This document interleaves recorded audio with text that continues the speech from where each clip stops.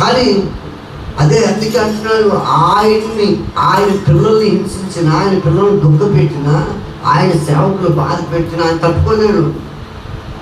ఆయన కన్నీళ్ళు గాలిస్తే సేవకులు కానీ కన్నీళ్ళు, ఆయన బిడ్డలు కన్నీళ్ళు గాలిస్తే ఆయన తట్టుకోలేడు.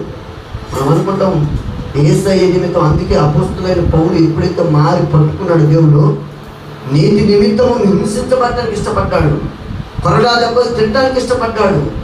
దేవుని కోసం యేసు ప్రభువుని ఎప్పుడైతే ఎరిగాడో, యేసు ప్రభువుని ఎప్పుడైతే పట్టుకున్నాడో, ఎప్పుడైతే ఆదరించాడో, ఇక యేసు ప్రభువుని విడిచిపెట్టడం ఇష్టపడలేదు.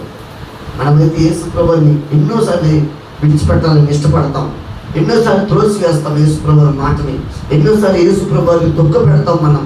కానీ అపోస్తులైన పౌలు సభలుగా ఉన్నప్పుడు హింసించాడు, దేవుని తెలియనప్పుడు హింసించాడు. ఎప్పుడైతే దేవుని ప్రేమను గుర్తెరిగి